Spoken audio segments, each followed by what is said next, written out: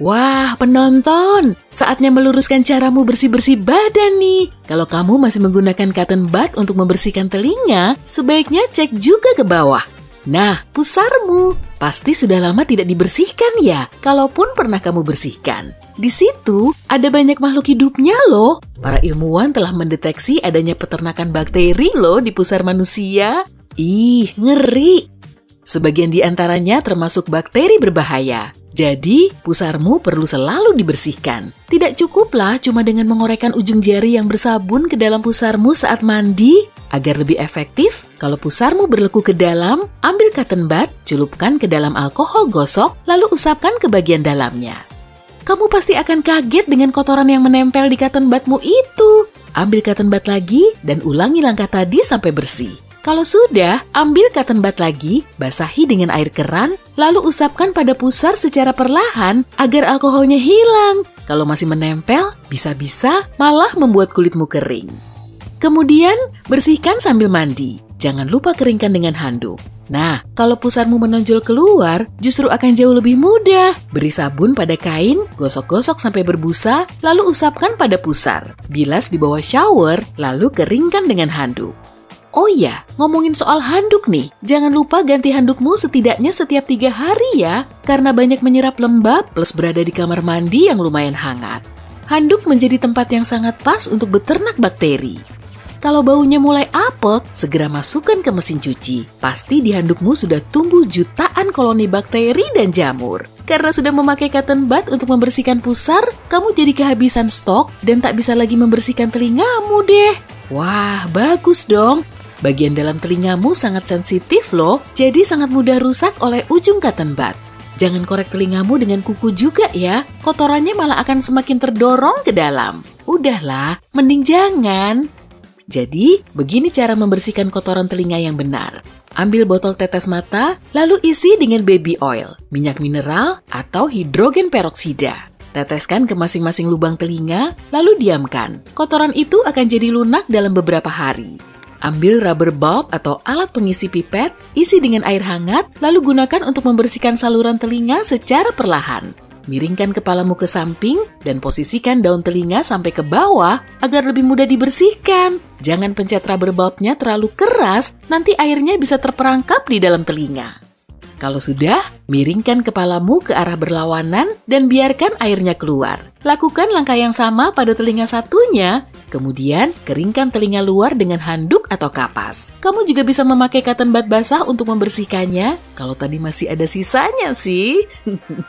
Tapi, jangan korek terlalu dalam loh ya. Kalau telingamu masih terasa risih, ulangi langkahnya dari awal setelah 1 atau 2 hari.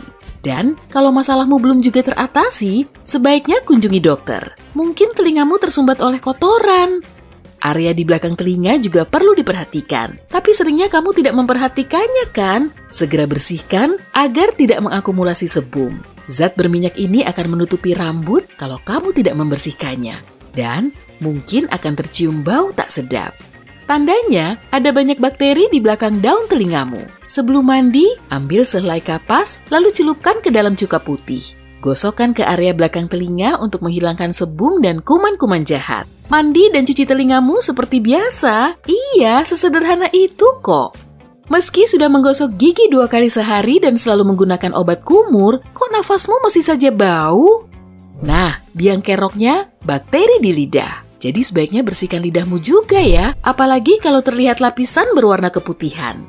Bagusnya lagi, kamu punya alat khusus pembersih lidah. Tapi kalau tidak punya, sendok bersih atau sikat gigi juga bisa dipakai kok. Julurkan lidahmu sambil bercermin, letakkan pembersih lidah sampai ke belakang mulutmu. Hati-hati jangan sampai tersedak ya, tekan alat ini di lidahmu. Gerakan ke seluruh permukaan lidah, lalu arahkan dari belakang menuju ujung lidah. Jangan sampai salah arah, nanti bisa-bisa kamu malah menelan kotorannya. Ih!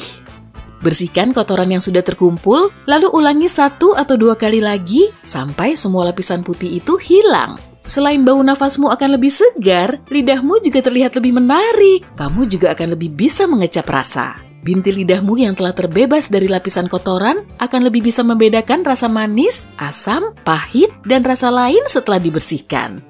Selain tak sedap dipandang, kuku kotor juga bisa membahayakan loh. Saat menggaruk bagian tubuh yang gatal, kamu bisa saja membuat kulitmu lecet yang mungkin tidak kamu lihat. Kalau kukumu tidak bersih, kotoran dan kuman yang ada di situ akan masuk ke aliran darah.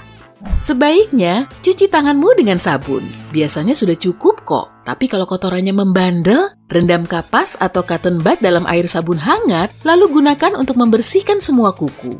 Kalau bagian tubuhmu ada yang ditindik, kamu juga perlu membersihkannya dengan benar. Nah, kamu perlu tahu dulu jenis logam yang ada di perhiasanmu. Lalu, tanyakan cara menanganinya pada penindik atau doktermu.